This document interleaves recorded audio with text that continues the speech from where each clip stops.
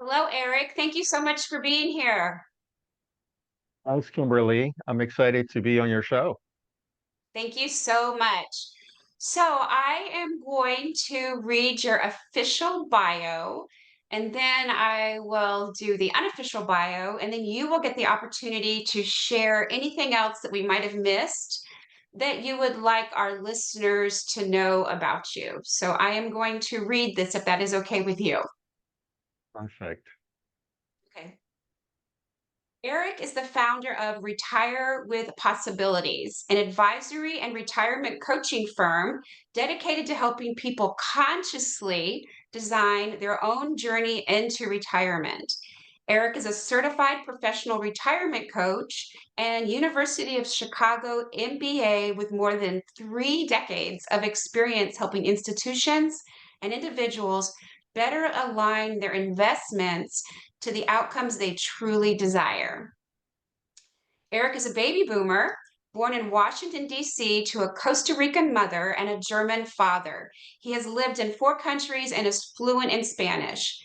This multinational upbringing has greatly influenced Eric's outlook on life.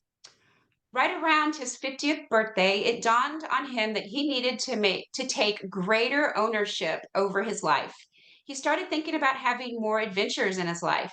He started thinking seriously about his finances, how to stay in better shape, and hobbies that he had once had, such as gardening and tennis. He began exploring new lines of work that could bring him more fulfillment. Rather than just winging it, he started seriously thinking about what he needed to do to achieve a happy and fulfilling life in retirement. He knew that a cookie cutter approach would not work in a world of limitless opportunities and complexity. Rather, Eric went about it in an intentional manner, starting with a vision of what he wanted his life to be and then designing the necessary action steps. His book, Reimagining Retirement: The 9 Keys to True Wealth, is the outcome of over a decade of research and self introspection. Eric splits his time between Boston and Martha's Vineyard. He is still hoping to someday convince his wife to move part time to either Costa Rica or Mexico, but for now, he has to endure the New England winters, visiting his 3 adult children and granddaughters, watching a healthy dose of English football, and keeping up with the latest developments in personal growth, financial innovation, and economic development fields. That's a lot. That's a full life. That's a full life. Well, yeah, What would you hopefully, like people to know?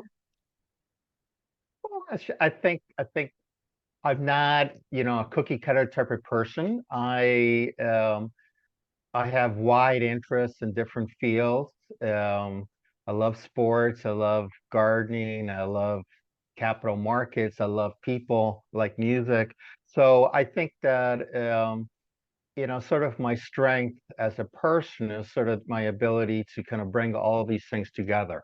And I've always, throughout my career, that was always something that I took great ownership and pride in, which is being able to see connections among different fields, among different people, different relationships, and bring that to bear. So I think at the end of the day, my life is really about sort of all these experiences mushed together.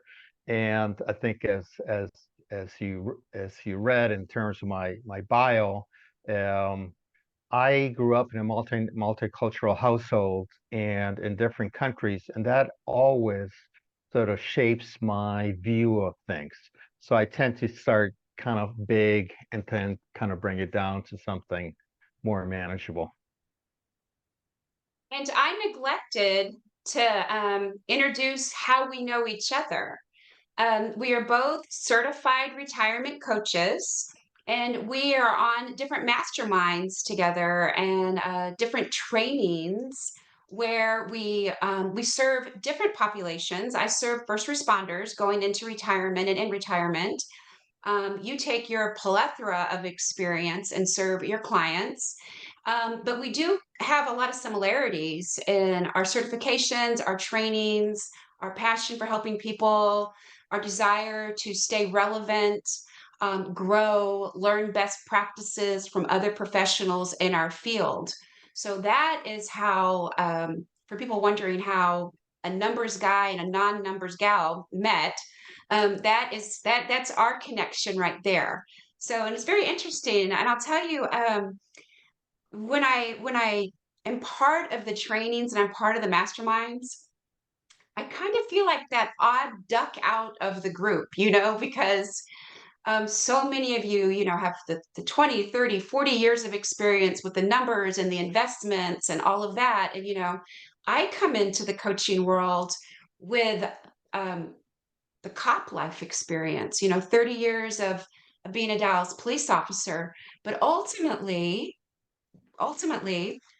we all do have the same goals. We all do have the same desires, which is to retire confidently, comfortably, not just financially, but knowing who we are, knowing what we want, um, along those lines. And that I find your book. And if you don't mind, I'm going to hold your book up. Is that okay with you if I hold your book up? Absolutely. Yes, yes, Yeah, please. right here.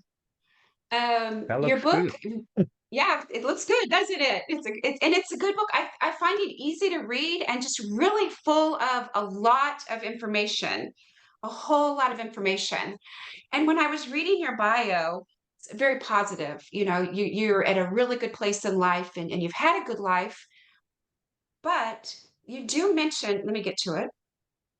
You do mention in your book, when you're explaining why you have the book, why this book is pertinent, why it's relevant, you listed, um, that before the Great Recession, I thought I was well on my way to retirement after my working days as an investment manager were over. Well, as they say, life has a funny way of intervening and your life turned upside down. Your long-term marriage ended. You moved out of a newly remodeled house and you lost your job. Not exactly the type of change you expected. Within 1 year, you experienced three of the top 10 most stressful life events. You realized you were not alone. Several of your friends were going through similar situations. The details varied, but midlife presented many challenges that you hadn't foreseen, testing your equilibrium, and you needed ways to cope even before you reached the 10th life stressor, retirement. And you didn't just give up. I mean, you didn't just go, oh, woe is me, and go back and count your pennies. You did something about it. And I think the rest of us are going to benefit from that. So that would be the book that you put everything in writing for us after your experience and your research. What can you tell us about this book? I think the book was is really the byproduct of sort of my own journey and my own, as you described it, or as I wrote in the book. Um, I think when you hit the age of, you know, late 40s, early 50s, something happens to all of us, and we start thinking maybe there is an end game to kind of our working lives. And yet at the same time, you don't feel like it's not the retirement of our grandparents. So you don't feel like life is over. And you really have to kind of start thinking for yourself and trying to figure out what is it that I want to do in the future. And that's kind of the where I was at around 2008, 2009. When, as I mentioned in my book, my marriage ended, my career, I was laid off by my high-paying corporate job, and I was really kind of left to kind of figure these things out at a very stressful time. Um, Yet at the same time, a lot of my friends were going through the same thing. Several of them were getting divorced. I mean, I think a financial crisis always causes this. And when the country is in turmoil and jobs are in turmoil, I think COVID probably caused a lot of that too. People start questioning their lives, and you have to kind of emerge from what I call the messy middle, which is sort of this transition. And we go through transitions throughout our lives. That was like an early transition away from sort of a long-term marriage, living at home with the kids and everything, to kind of the new phase, Eric Weigel's new phase in life. And so the book is really kind of what I learned as I started researching and thinking for myself, how do I want to live in the future? And what I realized when I started writing the book, or when I started going through this, was that there was a lot of information on the financial side. There was some information, obviously, on real estate, so over 55 communities and so forth, or move to Florida, which seemed to be the default. Florida or Arizona. That seems to be the default option for most people, or at least it was at that point in time. But there was very little about sort of the emotional side and sort of what you needed to do with the 2 or 3 decades that you might actually spend in retirement. So that's really where I started kind of really getting into the personal growth literature. I'd always been like a Tony Robbins fan, but um, I really started digging around into the more science-based personal growth literature and learning more about sort of the role of emotions, the role of, why people procrastinate, all this positive psychology involved. And that's what I'm hoping that came through in my book. And so the book is really sort of the synthesis of a lot of my journey, trying to throw things at people. And a lot of the things, some of the things may work, other things may not work. But in general, I think we all need to be ready for this journey to be more than just about money. Absolutely, without a doubt. My story is it was just time for me to retire. It was just I was loved my job. 30 years on the Dallas Police Department, 20 of those as a lieutenant. I loved it. And then I didn't. It was time to move on. It was time for the next journey to start. I did go into it a little bit more prepared than most people do because I was very well aware of the Dave Ramsey program of Retire Inspired, which it's not just about the money. You have to have you need to know what matters to you, what you want to do. But even being prepared, I still got smacked around a little bit in the process. And I did have the tools though to not panic. And I see many of my clients actually panicking. They actually start to think, what have I done? This is a mistake.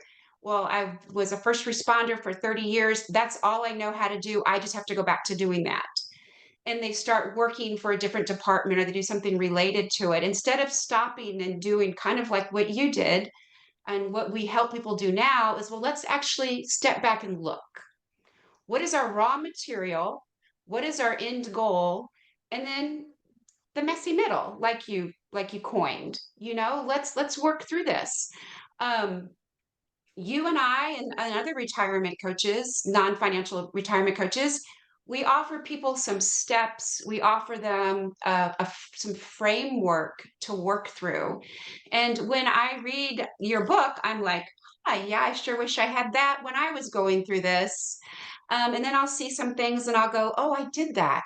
Yeah, I did that. Good. I was on solid ground when I was going through that those steps. And this might be like asking a parent which is their favorite child, but what part of the book is your favorite, or what part of the book just really gets you going when you think about it?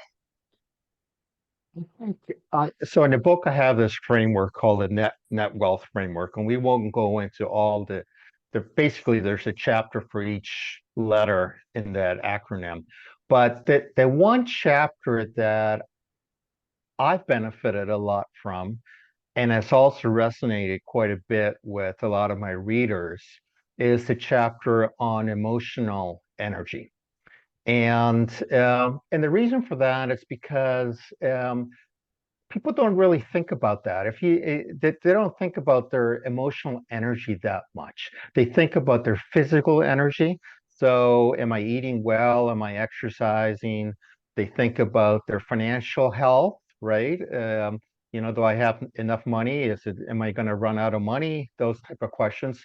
But at the end of the day, so much about life is energy. And your emotional energy is really what you can tap into. You're going to need it because retirement, your life in retirement is no different than your life before in the sense that you will encounter hurdles. There will be difficult times, difficult situations, and you really need to become very emotionally resilient. And so I love that chapter because I learned a lot from it.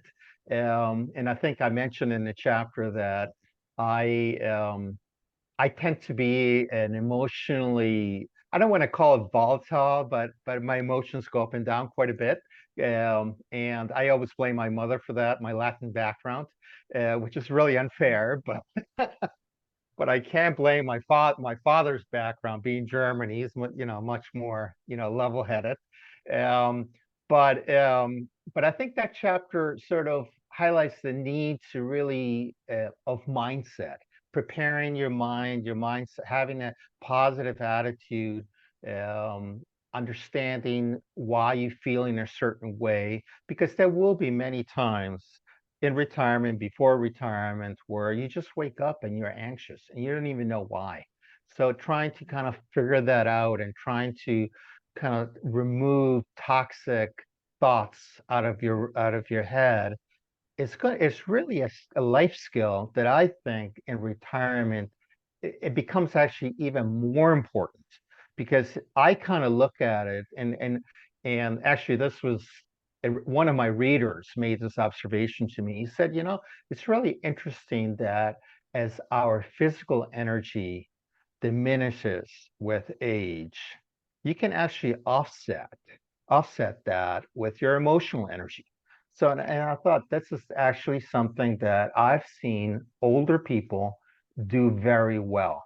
Like if a lot of times I remember even my parents, like an event that for me would have been catastrophic.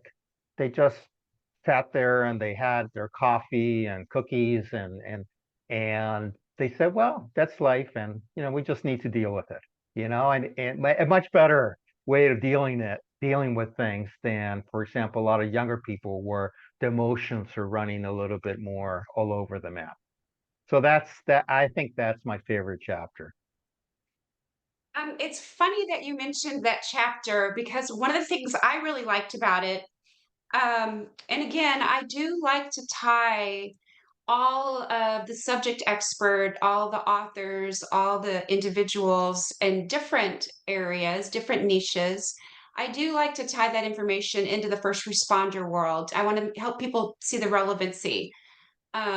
And sometimes it's very obvious, and other times it's not. If you think about it, then you can see the ties because, we, like we said earlier, we do all have pretty much the same desires of a confident, safe, and secure retirement. Even if it's exciting and vivacious, we are still looking for safety and security. But I like to tie it all together. But you have a quote in here on page 137. And I'm going to say the quote, then I'm going to tell you how a first responder can see the relevance of this. And this is a quote from Viktor Frankl, psychiatrist and Holocaust survivor. Between stimulus and response, there is a space. In that space is our power to choose our response. In our response lies our growth and our freedom. Love that. Love that. I've been a favorite of that for many, many years.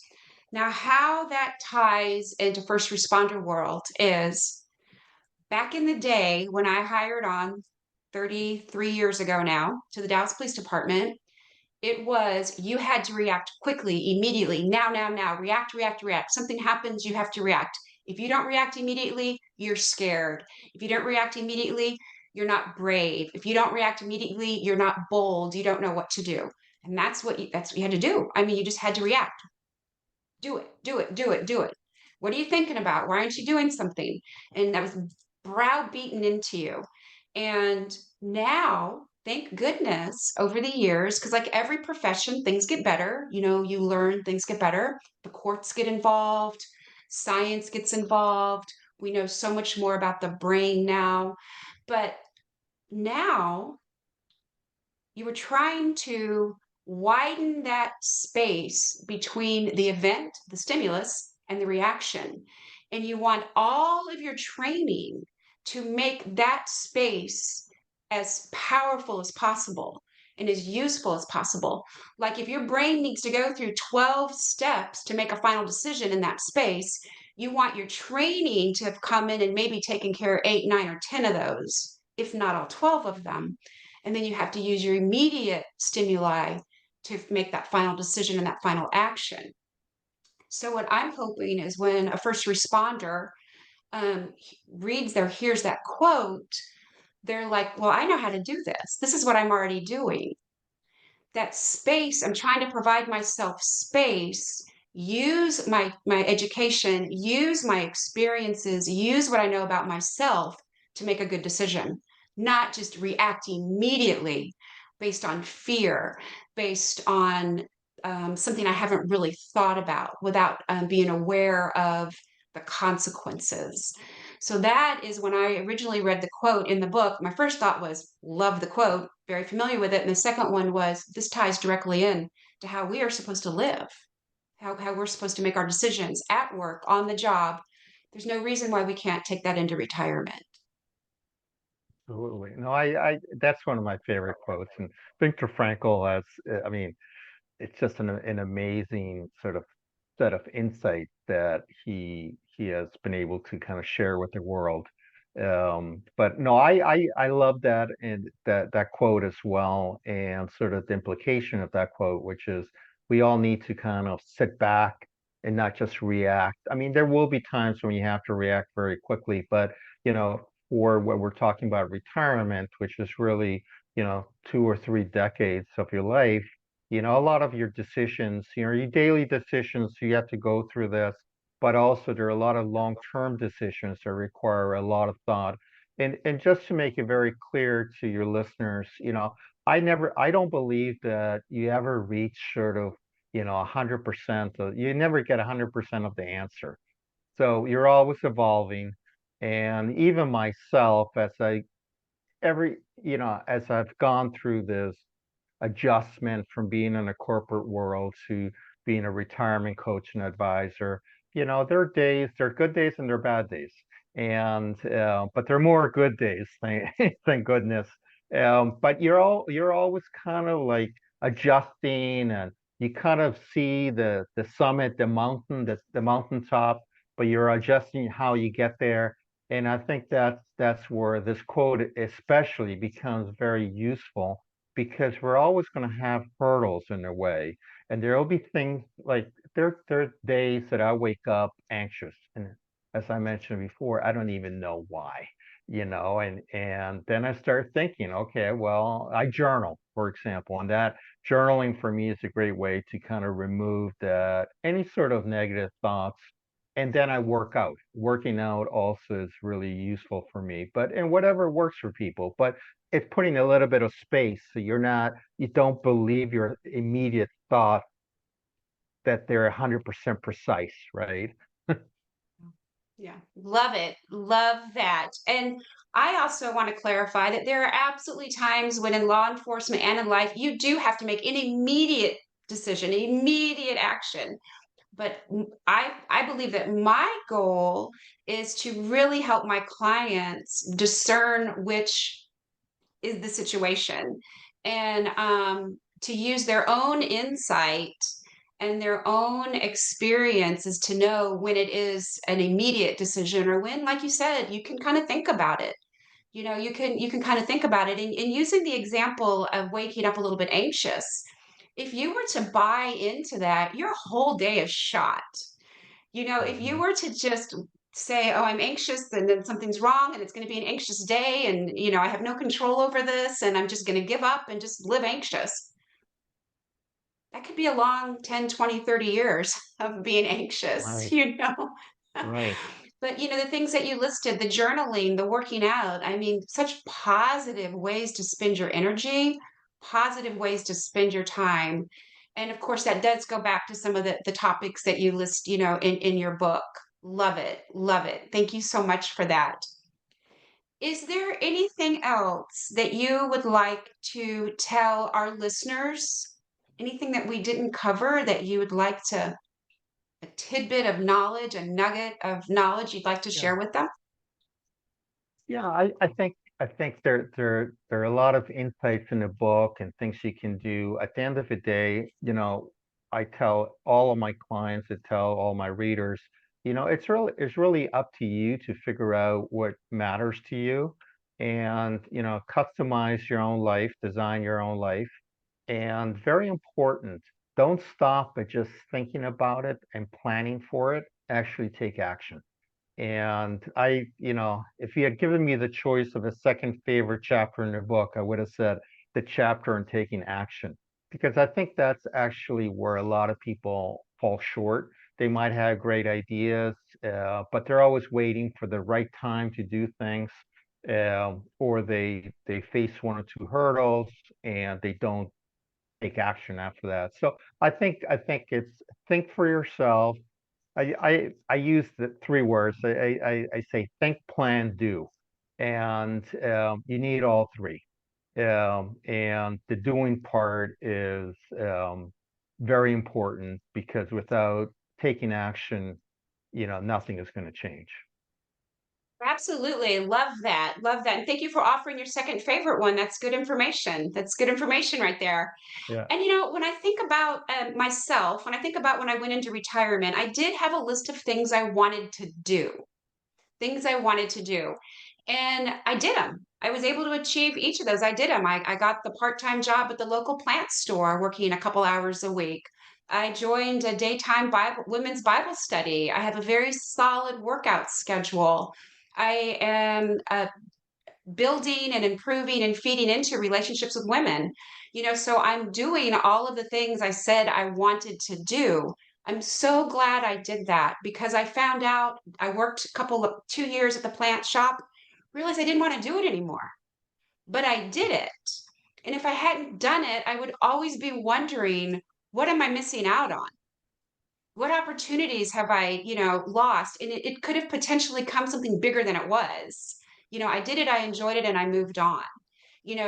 Doing the daytime Bible study with women has created more relationships for me, which is exactly another thing that I said I wanted to do, which was have more relationships with women, spend more time with women. It's just the doing. You're absolutely right. The doing has been such a gift to myself. Now, I did not know that I was going to become a retirement life coach. I have to tell you, I didn't see that one coming.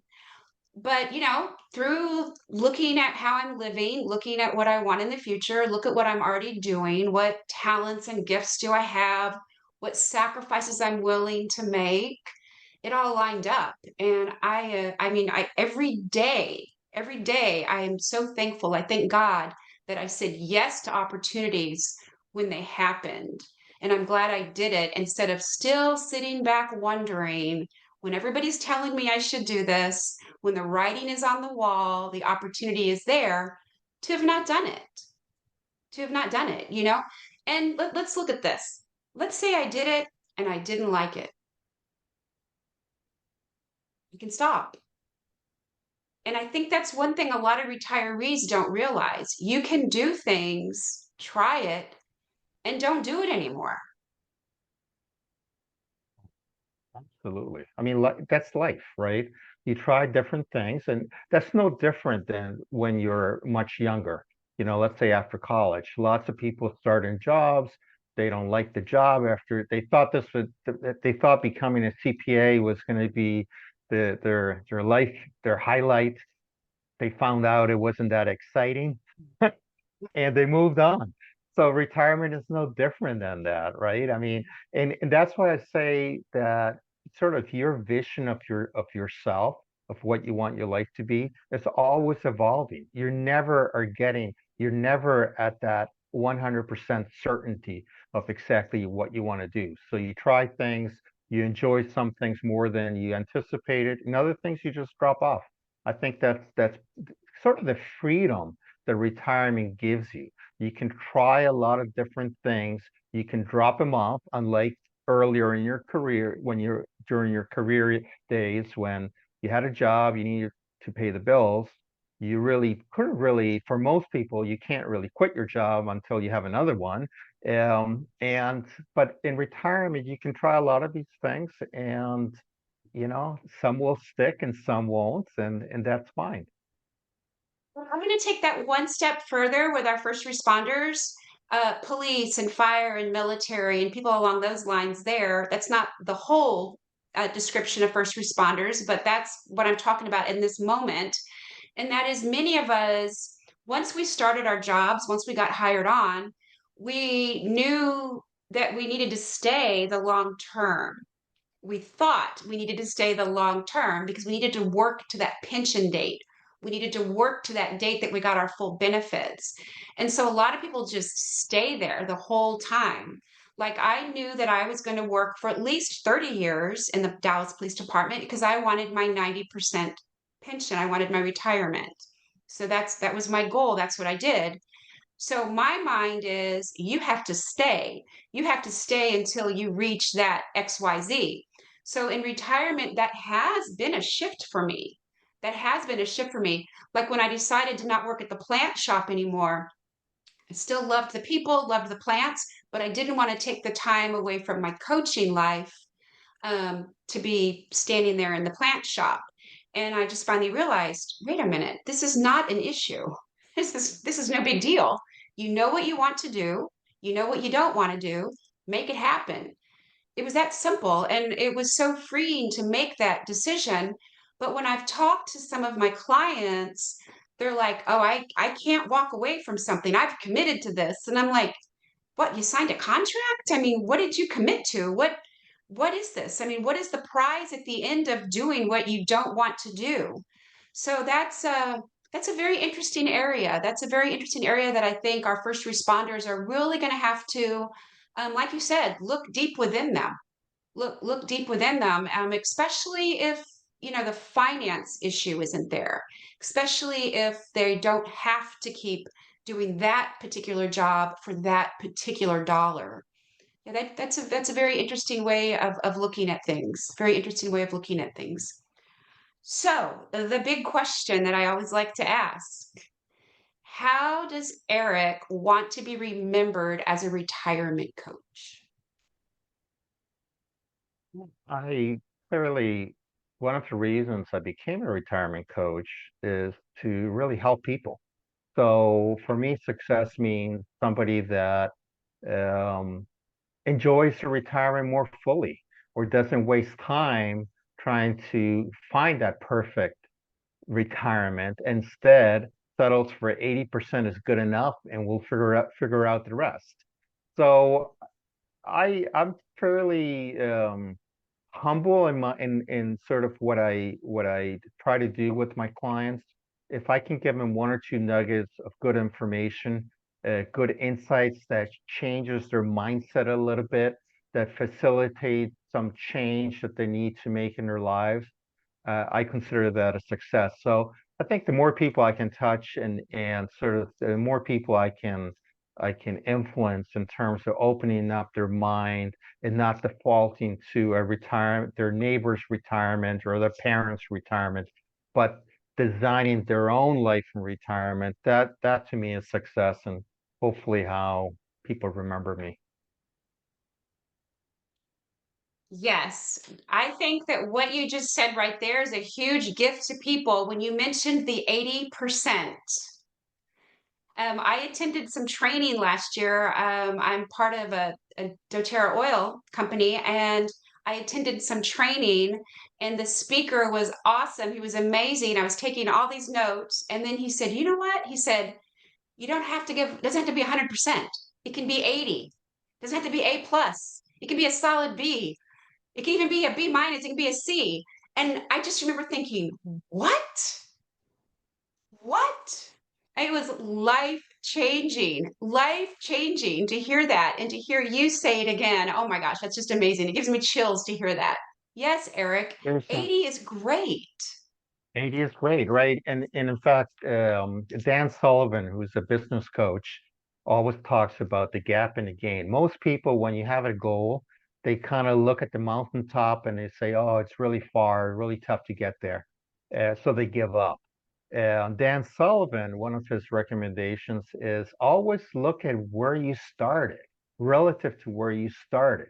So you just have to take one or two steps forward, and you don't have to run the marathon tomorrow.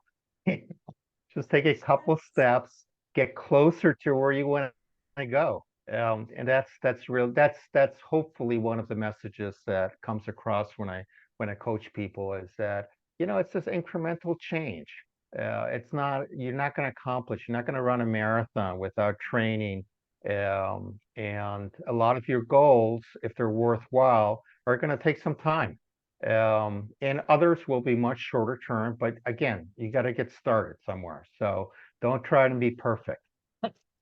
Yes. And every now and then perfection matters. Every now and then you want to hit it out of the park, but the rest of it, let's just do this. Let's just do this one step at a time. Let's just do this. So, Eric, thank you so much for being here today. Love the book. I look forward to people learning about it and taking advantage of the steps that you take them through, your framework that you take them through. It's solid. I think it's easy to understand. I think it's easy to utilize, and I think they'll appreciate the results. As always, the show notes will be in your contact information will be in the show notes. Thank you so much. Anything else you want to Kimberly, say? and no, thank you very much. It was my pleasure being on your show. Thank you. Thank you.